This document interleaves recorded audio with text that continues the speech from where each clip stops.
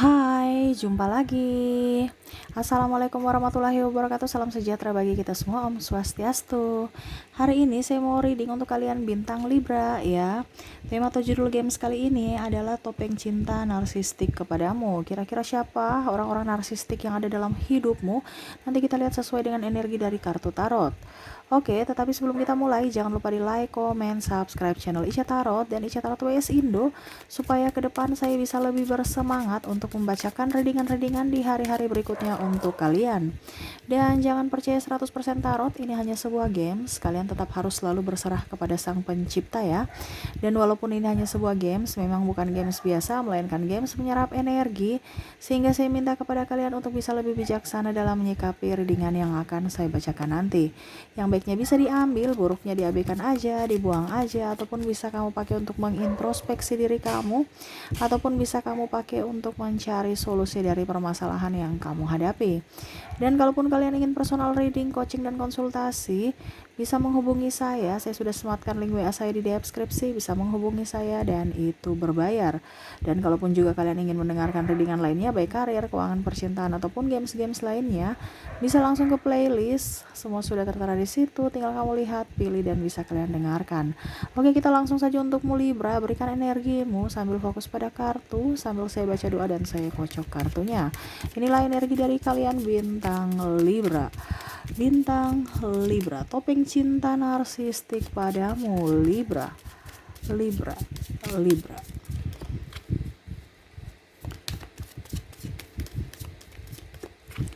Oke, kita lihat apa yang terjadi Libra. Saya lihat orang ini ya, diam-diam menghanyutkan. Ya, ini orang yang terkoneksi dengan kamu hanya berpatokan duit. Duit dirimu, duit dari dirimu. Ibaratkan kamu yang berjuang, dia yang menikmati hasilnya. Ya. Saya lihat di sini kamu penuh dengan amarah, penuh dengan kekecewaan, tetapi tetap sabar. Ya nggak apa-apa kita sabar, tapi kalau begini terus ya ibaratkan kamu tuh nanti bisa dimanfaatkan dan bagaimana ya. Terkadang gini, kita punya kesabaran itu harus ada batasnya juga. Terkadang hidup kita ini mau berkembang, tetapi karena diri kita tidak bisa maju, tidak mau maju ya, hidup kita begitu-begitu saja. Kenapa pilihan hidup kamu ya, yang mana kamu menyerahkan hidupmu dengan orang-orang yang tidak pantas kamu dapatkan, atau seharusnya orang-orang itu tidak pantas masuk dalam hidupmu, tapi kamu mengizinkan mereka masuk dalam hidupmu untuk apa? Menghancurkanmu. Kenapa? Karena kesepian, karena status, karena takut dibilang ini, takut dibilang itu. Dan saya lihat lebih fokus pada ya artinya harus ada tongkat untuk menopang dirimu gitu loh ya. Saya nggak bisa kalau saya kesepian, saya nggak bisa kalau nggak ada pacar, atau saya takut nanti kehilangan suamiku, saya takut kehilangan istriku, apa kata orang, apa kata ini, apa kata itu. Banyak tekanan sehingga akhirnya kamu bertahan dalam hubungan toksik atau berteman dengan orang-orang toksik ya, padahal sudah tahu dia tidak baik untukmu, tapi kamu masih ada di lingkungan itu. Yang mana ya kamu yang harus bisa berjuang untuk dirimu. Di sini kamu berjuang untuk ke orang lain, dirimu korban. Kadang-kadang kamu malah disakiti, masih saja bersama dia, masih saja berharap dia berubah. Ya dia hanya memandangmu sebelah mata, ya entah dalam pekerjaan, dalam percintaan. Ya, saya lihat di sini kalau dalam percintaan kamu yang korban, entah dalam uang, waktu, tenaga, bahkan perasaan. Ya, dia mendapatkan apa yang dia inginkan dari dirimu, dan setelah itu dia pergi tanpa memikirkan dirimu, bahkan mengorbankan dirimu untuk kepentingan dirinya. Contohnya kamu tidak dinafkahi ya, ataupun malah dia meninggalkan kamu pada saat kamu kondisinya tidak mempunyai apa-apa, dan menuduh kamu yang korban, menuduh kamu sebagai dalang dan dia korban,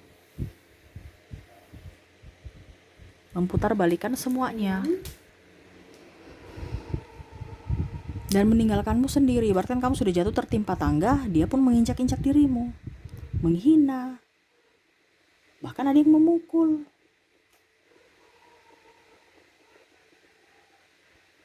Saya lihat pun di sini, kalau seandainya kamu dalam bidang dalam persahabatan ya, saya lihat di sini ataupun karir ya, sikut menyikut, cerita ini cerita itu, kepemimpinan menjelek-jelekan satu sama lain, entah kamu entah dirinya, untuk apa? Untuk bisa mendapatkan apa yang kamu inginkan atau mendapatkan dia apa yang dia inginkan. Jadi ibaratkan gini, kamu bisa menjadi toksik untuk dirimu dan orang lain. Kenapa? Karena ya itu lingkungan kamu, lingkungan toksik. Kalau kamu tidak jadi toksik buat dirinya, ya otomatis dirinya yang jadi toksik buat kamu. Makanya saya lihat di sini ada beberapa dari lingkungan tempat kamu bekerja, kamu sudah nggak nyaman, tetapi karena ya mau tidak mau harus melakukan. Jadi kamu sudah ikut-ikut menjadi narsistik juga. Dia yang salah, dia yang salah, dia begini begini begini. Mencari kesalahan, mencari pembenaran. Untuk apa? Bisa melindungi diri.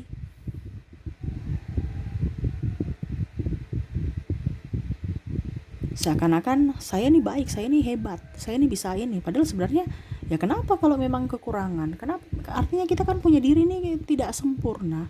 Tetapi mau dilihat hebat, mau dilihat sempurna, mau dilihat wow. Tapi mengorbankan yang lain atau bahkan mengorbankan diri sendiri, perasaan kamu. Yang mana kaki kamu melangkah tempat lain, hatimu di tempat lain.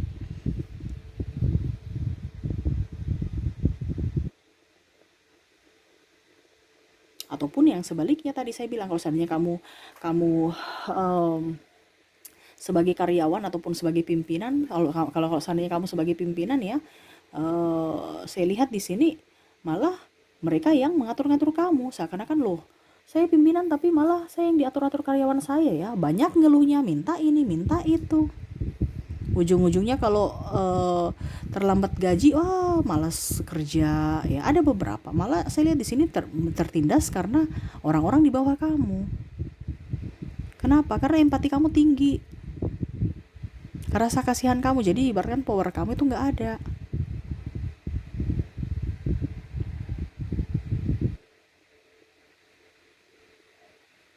Yang ingin semesta sampaikan kepadamu, jadilah pribadi yang mandiri, pribadi yang bisa berwibawa juga. Bukan berwibawa untuk kasih menakuti orang, tidak, tetapi setidaknya orang itu segan terhadap dirimu, supaya mereka tidak bisa menginjak-injak dirimu. Begitupun dalam hubungan, dalam asmara. Kalau kamu sudah tahu bahwa dia tidak baik untukmu, kenapa kamu harus menanti? Karena dia tahu, saya tahu kelemahan kamu, saya bikin apapun tetap aja nanti pasti kamu akan memaafkan saya terus. Kalau sudah dimaafkan 1 kali 2 kali, oke, tetapi pas yang ketiga kali udah nggak usah, itu nggak bisa berubah. Ujungnya begitu-begitu terus. Kenapa? Dia sudah tahu kelemahan kamu, ataupun malah menginjak-injak kamu. Tambah santai, tidak mau menafkahi. Ujung-ujungnya dia berbuat kesalahan yang sama, ujung-ujungnya dia minta maaf, kamu maafkan lagi.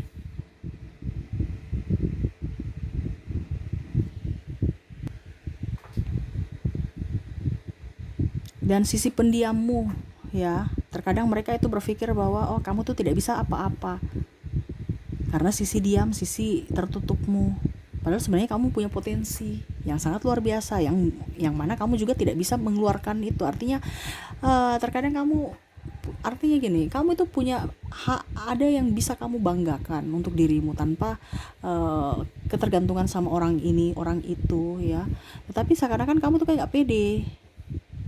Akhirnya mau tidak mau kamu terjebak lagi dalam hubungan toksik karena orang itu memanfaatkan kamu. Kenapa? Karena kamu tidak pede.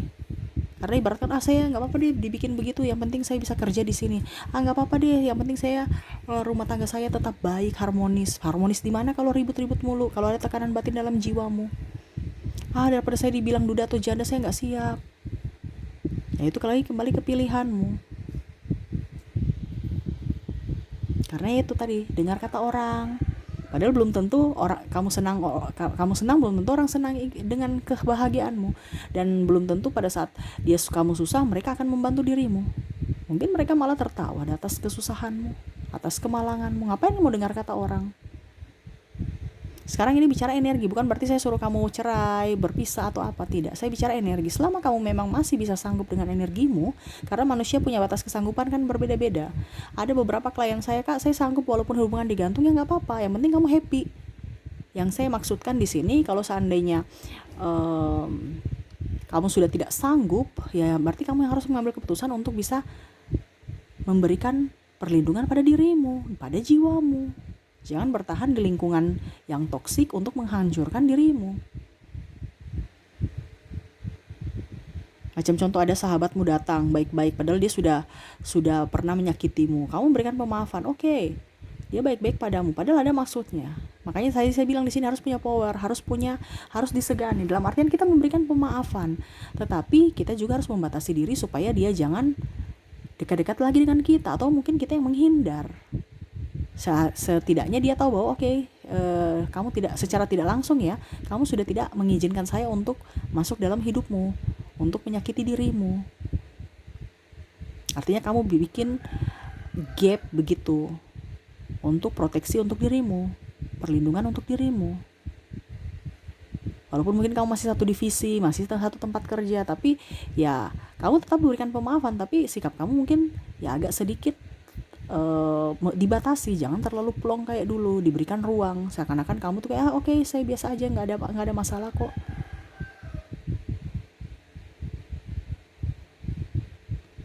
Karena orang narsistik ini ya, kalau masuk dalam hidupmu, terutama dalam hal hubungan ya, dia akan memanipulasi kamu dan akan membuatmu menderita. Mengapa? Karena dia mau, ibaratkan itu benalu, hanya mau datang ke dalam hidupmu untuk mempersulit dirimu.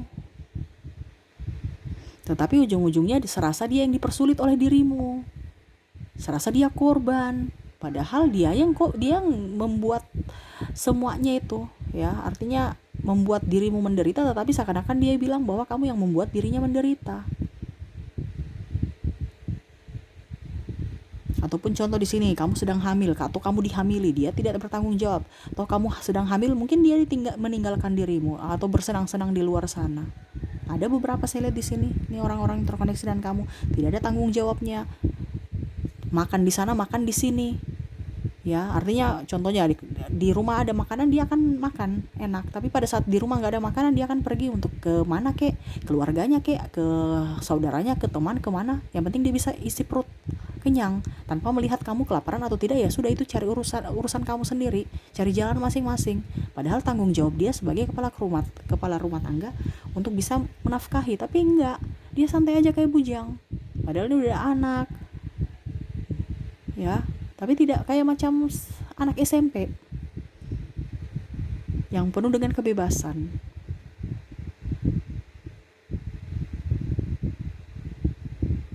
Nah ini yang semesta mau sampaikan, kamu yang harus bisa lebih up terhadap dirimu supaya jangan orang menyakiti dirimu. Kamu yang harus, artinya gini, walaupun mungkin kondisinya kamu merasa bahwa itu zona nyaman buat dirimu, tetapi kalau tekanan banyak itu berarti kan mentalmu tidak bagus. Hidupmu tuh ada di vibrasi bawah, penuh dengan ketakutan, kecemasan, air mata. Dan orang-orang toksik pun yang akan datang, orang-orang toksik juga. Ibaratnya dia memanggil orang-orang yang toksik juga untuk datang dalam hidupmu. Orang-orang yang tidak baik. Kenapa? Karena kamu menariknya secara energi. Tetapi kalau kamu memang fokus pada dirimu, cintai dirimu, sayangi dirimu, orang-orang yang betul-betul datang itu adalah orang-orang yang tulus untuk dirimu.